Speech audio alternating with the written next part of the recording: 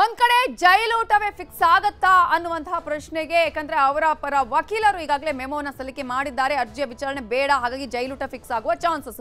ಮತ್ತೊಂದು ಕಡೆ ದರ್ಶನ್ಗೆ ಬಂದಿದೆ ಕೊಲ್ಲೂರು ಹಾಗೆಯೇ ಚಾಮುಂಡಿಯ ಪ್ರಸಾದವನ್ನ ತಂದಿದ್ದಾರೆ ಅವರ ಪತ್ನಿ ವಿಜಯಲಕ್ಷ್ಮಿ ಜೊತೆಗೆ ತಮ್ಮ ದಿನಕರ್ ಅವರು.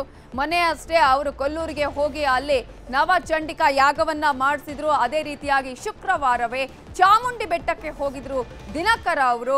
ಅಲ್ಲಿನ ಪ್ರಸಾದವನ್ನ ಕೂಡ ತಂದಿದ್ದಾರೆ. ಕೊಲ್ಲೂರಿನಲ್ಲಿ ಯಾಗ ಮಾಡಿದಂತಹ ಪ್ರಸಾದ, ಚಾಮುಂಡಿ ಬೆಟ್ಟದಲ್ಲಿ ಪೂಜೆಯನ್ನ ಮಾಡಿಸಿದಂತಹ ಪ್ರಸಾದ. ಈ ಹಿನ್ನೆಲೆಯಲ್ಲಿ ಇವತ್ತು ವಿಜಯಲಕ್ಷ್ಮಿ ಅದೇ ರೀತಿಯಾಗಿ ದಿನಕರ್ ಅವರು ಬಂದು ಪ್ರಸಾದವನ್ನ ಕೊಟ್ಟಿದ್ದಾರೆ. ಕಳೆದ ಶುಕ್ರವಾರ ಆಷಾಢ ಶುಕ್ರವಾರ ವಿಶೇಷ ಪೂಜೆಯನ್ನ ನಡೆಸಿತ್ತು ಕುಟುಂಬ. ಶಕ್ತಿ ದೇವತೆಯ ಮೊರೆ ಹೋಗಿದ್ರು. ಅದರಲ್ಲೂ ಕೊಲ್ಲೂರು ಮೂಕಾಂಬಿಕೆ ಜೊತೆಗೆ ಮೈಸೂರಲ್ಲಿ ಚಾಮುಂಡಿ ಬೆಟ್ಟಕ್ಕೆ ತೆರಳಿ ಚಾಮುಂಡೇಶ್ವರಿಯ ದರ್ಶನವನ್ನ ಪಡೆದು ವಿಶೇಷ ಪೂಜೆ ಸಲ್ಲಿಕೆ ಮಾಡಿದ್ರು. ಈ ಮೂಲಕ ಶಕ್ತಿ ದೇವತೆಯ ಅನುಗ್ರಹವನ್ನ ಪಡೆಯೋದಕ್ಕೆ ಕುಟುಂಬ ಹೋಗಿತ್ತು. ಅದರ ಪ್ರಸಾದವನ್ನ ಇವತ್ತು ತಂದು ಕೊಟ್ಟಿದ್ದಾರೆ ವಿಜಯಲಕ್ಷ್ಮಿ. ಅದೇ ರೀತಿಯಾಗಿ ದಿನಕರ್ ಅವರು ಜೈಲಿಗೆ ಪ್ರಸಾದವನ್ನ ತಂದು ಪರಪ್ಪನ ಅಗ್ರಹಾರ ಜೈಲಿಗೆ ಆಗಮಿಸಿದಂತಹ ಕುಟುಂಬ ಅವರಿಗೆ ಅಂದ್ರೆ ದರ್ಶನ್ಗೆ ಪ್ರಸಾದವನ್ನ ನೀಡಿದೆ ಅನ್ನುವಂತಹ ಮಾಹಿತಿ ಕೂಡ ಲಭ್ಯ ಆಗ್ತಾ ಇದೆ. ನೀವು ಈಗಾಗಲೇ ದೃಶ್ಯಗಳಲ್ಲಿ ಗಮನಿಸಿದ್ರೆ ಮೊನ್ನೆಯ ದೃಶ್ಯಗಳನ್ನು ಕೂಡ ನಿಮಗೆ ತೋರಿಸ್ತಾ ಇದ್ದೀವಿ. ಕೊಲ್ಲೂರಿನಲ್ಲಿ ವಿಜಯಲಕ್ಷ್ಮಿ ಅವರು ನಿರ್ವಹಿಸಿದಂತಹ ನವಚಂಡಿಕಾ ಯಾಗ, ಅದೇ ರೀತಿಯಾಗಿ ಮೈಸೂರಲ್ಲಿ ಮೊನ್ನೆ ಪೂಜೆ ಸಲ್ಲಿಸಿದ್ರು ದಿನಕರ್ ಅವರು ಚಾಮುಂಡಿ ಬೆಟ್ಟದಲ್ಲಿ. ಅದು ಇವತ್ತು ದರ್ಶನ್ಗೆ ಪ್ರಸಾದವನ್ನ ತಂದು ಕೊಟ್ಟಿದೆ ಕುಟುಂಬ. ಅದರ ಬಗ್ಗೆ ಕೂಡ ನಾವು ನಿಮ್ಗೆ ಈಗಾಗಲೇ ಮಾಹಿತಿಗಳನ್ನ ಕೊಡ್ತಾ ಇದ್ದೀವಿ. ಒಂದು ಕಡೆ ನಾವು ಹೇಳ್ತಾ ಇದ್ವಿ ನವಚಂಡಿಕಾ ಹೋಮ ಯಾಕೆ ಮಾಡ್ತಾರೆ, ಈ ಯಾಗದಿಂದ ಮಾಡಿಸಿದ್ರೆ ಏನಾಗತ್ತೆ, ಅದರ ಫಲ ಏನು, ಇಷ್ಟಾರ್ಥಗಳು ಈಡೇರುತ್ತಾ, ಸಂಕಷ್ಟಗಳು ನೆರವೇರುತ್ತಾ ಅಂತ ಹೇಳಿ ಆ ರೀತಿಯಾದಂತಹ ಪೂಜೆ ಆದ ಬಳಿಕ ಅದರ ಪ್ರಸಾದವನ್ನ ನೀಡಿ ಒಂದು ಬೇಗ ಸಂಕಷ್ಟಗಳು ಈಡೇರಲಿ ಅಂತ ಕೇಳ್ಕೊಳ್ತಿದ್ದಾರೆ. ಇದರ ಬಗ್ಗೆ ಇನ್ನಷ್ಟು ಡೀಟೇಲ್ಸ್ ಅನ್ನ ಕೊಡೋದಕ್ಕೆ ನಮ್ಮ ರಿಪೋರ್ಟರ್ ಮಂಜುನಾಥ್ ನೇರ ಸಂಪರ್ಕದಲ್ಲಿ ಜಾಯಿನ್ ಆಗಿದ್ದಾರೆ. ಮಂಜುನಾಥ್, ಶುಕ್ರವಾರ ಆಷಾಢ ಶುಕ್ರವಾರದ ದಿನ ವಿಶೇಷ ಪೂಜೆಯನ್ನ ಮಾಡಿಸಲಾಗಿತ್ತು. ಕೊಲ್ಲೂರಿನಲ್ಲಿ ನವಚಂಡಿಕಾ ಯಾಗ, ಮತ್ತೊಂದು ಕಡೆ ಮೈಸೂರಲ್ಲಿ ಚಾಮುಂಡಿ ಬೆಟ್ಟಕ್ಕೆ ಹೋಗಿ ಚಾಮುಂಡೇಶ್ವರಿಯ ವಿಶೇಷ ಪೂಜೆಯನ್ನ ಸಲ್ಲಿಸಲಾಗಿತ್ತು. ಸೊ ಇವತ್ತು ಆ ಪ್ರಸಾದವನ್ನ ನೀಡಲಾಗಿದೆಯಾ, ಹೇಗೆ? ಆ ಸಂದರ್ಭದಲ್ಲಿ ವಿಜಯಲಕ್ಷ್ಮಿ ಹಾಗೂ ದಿನಕರ್ ಅವರ ಹತ್ರ ದರ್ಶನ್ ಏನ್ ಮಾತನಾಡಿದ್ರು ಅನ್ನೋದ್ರ ಬಗ್ಗೆ ಏನಾದ್ರು ಡೀಟೇಲ್ಸ್ ಸಿಗ್ತಾ ಇದೆಯಾ?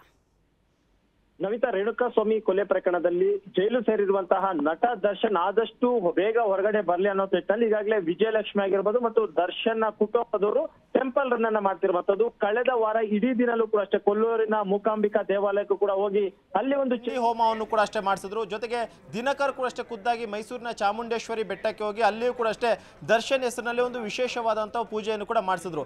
ಕಾರಣ ಏನು ಅಂತಂದ್ರೆ ಈ ಒಂದು ಕಂಟಕದಿಂದ ನಟ ದರ್ಶನ್ ಆದಷ್ಟು ಬೇಗ ಹೊರಗಡೆ ಬರಲಿ, ಆದಷ್ಟು ಬೇಗ ನಟ ದರ್ಶನ್ಗೆ ಜಾಮೀನು ಸಿಗಲಿ ಅನ್ನುವಂಥ ಒಂದಷ್ಟು ಪೂಜೆಗಳನ್ನು ಕೂಡ ಈಗಾಗಲೇ ಮಾಡ್ತಾ ಇರುವಂಥದ್ದು. ಈ ನಿಟ್ಟಿನಲ್ಲಿ ಪ್ರತಿ ಸೋಮವಾರವೂ ಕೂಡ ಅಷ್ಟೇ ವಿಜಯಲಕ್ಷ್ಮಿ ದಿನಕರ್ ಎಲ್ಲರೂ ಕೂಡ ಅಷ್ಟೇ ನಟ ದರ್ಶನ್ನ ಭೇಟಿಗೆ ಹೋಗ್ತಾರೆ. ಅದರಂತೆ ಇವತ್ತು ಕೂಡ ಹೋಗಿದ್ರು. ಇವತ್ತು ನಟ ದರ್ಶನ್ನ ನೋಡೋದಕ್ಕೆ ಅಂತೇಳಿ ಮಗ ವಿನೀಶ್ ಕೂಡ ಅಷ್ಟೇ ತಾಯಿಯ ಜೊತೆ ಹೋಗಿದ್ದ. ಸುಮಾರು 45 ನಿಮಿಷಗಳ ಕಾಲ ಫ್ಯಾಮಿಲಿ ಜೊತೆ ನಟ ದರ್ಶನ್ ಕೂಡ ಅಷ್ಟೇ ಮಾತುಕತೆಯನ್ನು ಮಾಡಿದ್ರು. ಈ ಒಂದು ಸಂದರ್ಭದಲ್ಲಿ ಅವ್ರು ಹೇಳ್ತಿರುವಂಥದ್ದು ಏನು ಅಂತಂದರೆ, ಈ ಜೈಲಿನ ಊಟ ಅನ್ನುವಂಥದ್ದು ನನಗೆ ದಿನೇ ದಿನೇ ಅಡ್ಜಸ್ಟ್ ಆಗ್ತಾ ಇಲ್ಲ, ಆದಷ್ಟು ಬೇಗ ಅಡ್ವೊಕೇಟ್ನ ಜೊತೆ ಮಾತನಾಡಿ ಕೋರ್ಟ್ನಲ್ಲಿ ಒಂದು ಪ್ರಕರಣವನ್ನು ಹಾಕಿ ಅದರ ಆದಷ್ಟು ಬೇಗ ನಂಗೆ ಮನೆ ಊಟವನ್ನು ಅವಕಾಶ ಮಾಡಿಕೊಡಿ ಅನ್ನುವಂಥ ಒಂದಷ್ಟು ಮಾತಿನ ಚರ್ಚೆಯನ್ನು ಕೂಡ ಅಷ್ಟೇ ಮಾಡ್ತಾರೆ. ಇದಾದಂತಹ ಬಳಿಕ ಈ ಒಂದು ಪ್ರಕರಣದಿಂದ ನಾನು ಹೊರಗಡೆ ಬರೋದಕ್ಕೆ ಏನೆಲ್ಲ ಅವಕಾಶಗಳಿದೆ ಅದರ ಬಗ್ಗೆ ಕೂಡ ಅಷ್ಟೇ ಕಾನೂನಿನ ಸಲಹೆಯನ್ನು ಪಡ್ಕೊಳ್ಳಿ ಅನ್ನುವಂಥ ನಿಟ್ಟಿನಲ್ಲೂ ಕೂಡ ಅಷ್ಟೇ ಚರ್ಚೆಯನ್ನು ಮಾಡಿದ್ದಾರೆ. ಯಾಕಂದರೆ ಒಂದು ಕಡೆ ಪೊಲೀಸರು ಈಗಾಗಲೇ ಪ್ರಕರಣದ ಸಂಬಂಧವಾಗಿ ಚಾರ್ಜ್ ಶೀಟನ್ನು ಫೈಲ್ ಮಾಡೋದಕ್ಕೆ ಎಲ್ಲ ರೀತಿಯಂಥ ಸಿದ್ಧತೆಗಳನ್ನು ಕೂಡ ಮಾಡ್ಕೊತಿದ್ರೆ, ಪೊಲೀಸರು ಹೇಳುವಂತಹ ಮಾಹಿತಿಯ ಪ್ರಕಾರ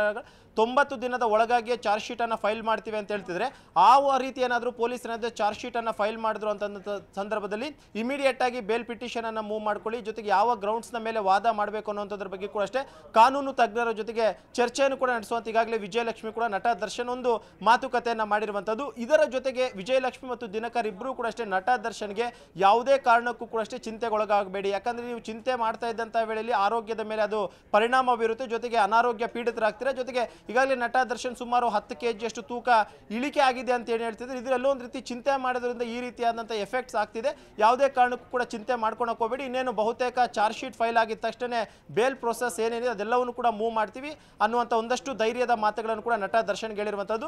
ಜೊತೆಗೆ ಇವರು ಏನು ದೇವಸ್ಥಾನಕ್ಕೆ ಹೋಗಿ ಒಂದು ಪ್ರಸಾದ ತಂದಿದ್ರೆ ಆ ಒಂದು ಪ್ರಸಾದವನ್ನು ಕೂಡ ನಟ ದರ್ಶನ್ಗೆ ಕೊಟ್ಟು ದೇವರು ಎಲ್ಲರನ್ನು ಕೂಡ ಒಳ್ಳೇದು ಮಾಡ್ತಾನೆ ಅನ್ನುವಂಥ ನಿಟ್ಟಿನಲ್ಲಿ ನಟ ದರ್ಶನ್ ಜೊತೆ ಸುಮಾರು 45 ನಿಮಿಷಗಳ ಕಾಲ ಚರ್ಚೆಯನ್ನು ಮಾಡಿ ವಾಪಸ್ ಬಂದಿರುವಂಥದ್ದು. Navitha, okay, thank you Manjunath ಡೀಟೇಲ್ಸ್ಗೆ. ಇನ್ನು ನಟ ದರ್ಶನನ್ನ ಭೇಟಿ ಆಗಿದ್ದಾರೆ ಸಾಹಿತಿ ಕವಿರಾಜ್. ಚಿತ್ರ ಸಾಹಿತಿ ಆಗಿರುವ ಕವಿರಾಜ್ ಇವತ್ತು ಜೈಲಿನ ಬಳಿ ಆಗಮಿಸಿದ್ದಾರೆ. ಪರಪ್ಪನ ಅಗ್ರಹಾರ ಜೈಲಲ್ಲಿರುವಂತಹ ನಟ ದರ್ಶನ್ ಅನ್ನ ಭೇಟಿ ಮಾಡೋದಕ್ಕೆ ಚಿತ್ರ ಸಾಹಿತಿ ಆಗಿರುವಂತಹ ಕವಿರಾಜ್ ಬಂದಿದ್ದಾರೆ. ಈಗಾಗಲೇ ನಟ ದರ್ಶನ್ ಅನ್ನ ಭೇಟಿ ಆಗೋದಕ್ಕೆ ಅನೇಕ ಅವರ ಆಪ್ತರಾಗಿರ್ಬೋದು, ಸ್ನೇಹಿತರಾಗಿರ್ಬೋದು, ಚಿತ್ರರಂಗದವರಾಗಿರ್ಬೋದು ಒಬ್ಬೊಬ್ಬರು ಬರ್ತಾ ಇರೋದು, ಭೇಟಿ ಮಾಡ್ತಾ ಇರೋದನ್ನ ನಾವು ಗಮನಿಸ್ತಾ ಇದ್ದೀವಿ. ಈ ಹಿನ್ನೆಲೆಯಲ್ಲಿ ಇವತ್ತು ಚಿತ್ರ ಸಾಹಿತಿ ಆಗಿರುವ ಕವಿರಾಜ್ ಅವರು ಕೂಡ ಜೈಲಿನ ಬಳಿ ಬಂದಿದ್ದಾರೆ. ನಟ ದರ್ಶನ್ ಅನ್ನ ಭೇಟಿ ಮಾಡೋದಕ್ಕೆ ಆಗಮಿಸಿರುವಂತಹ ದೃಶ್ಯಗಳನ್ನು ಕೂಡ ನೀವು ಗಮನಿಸ್ತಾ ಇದ್ದೀರಿ.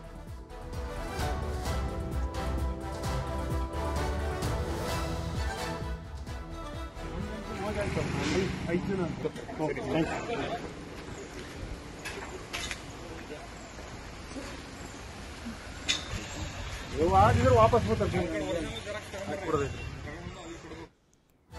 ಮೊನ್ನೆ ವಿನೋದ್ ರಾಜ್ ಅವರು ನಟ ದರ್ಶನ್ ಅನ್ನ ಭೇಟಿಯಾಗಿದ್ರು. ಅದಾದ 2 ದಿನಗಳಲ್ಲಿ ಅವರು ರೇಣುಕಾಸ್ವಾಮಿ ಅವರ ಮನೆಗೆ ಹೋಗಿದ್ರು. ಅಲ್ಲಿ ಅವರ ತಂದೆ ತಾಯಿಯನ್ನ ಭೇಟಿ ಮಾಡಿದ್ರು, ರೇಣುಕಾಸ್ವಾಮಿ ಪತ್ನಿಯನ್ನ ಭೇಟಿ ಮಾಡಿದ್ರು.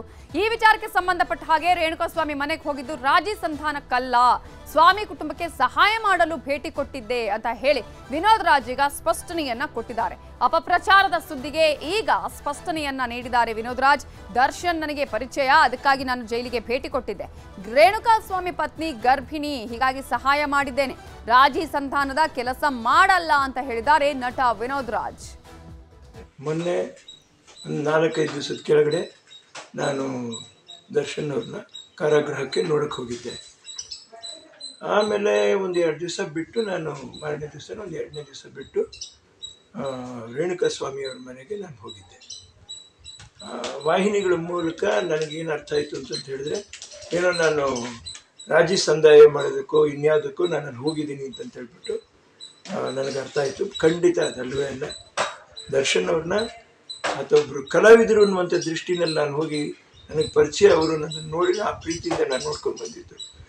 ಇಲ್ಲಿ ಯಾಕೆ ನಾನು ಹೋದೆ ಅಂತಂತ ಹೇಳಿದ್ರೆ, ಅವರ ಶ್ರೀಮತಿಯವರು ಗರ್ಭಿಣಿಯಲ್ಲಿ, ರೇಣುಕಾಸ್ವಾಮಿಯವರ ಶ್ರೀಮತಿಯವರ ಗರ್ಭಿಣಿಯಲ್ಲಿ ಹುಟ್ಟೋ ಮಗುಗೆ ಏನಾದರೂ ಒಳ್ಳೇದು ಮಾಡೋಕ್ಕಾಗತ್ತಾ ಅನ್ನುವಂಥ ಆ ಉದ್ದೇಶದಲ್ಲಿ ಏನೋ ನಮ್ಮಿಂದ ಆಗಿರುವಂಥ ಸಣ್ಣ ಕಾಣಿಕೆ ನಾನು ಕೊಟ್ಟೆ.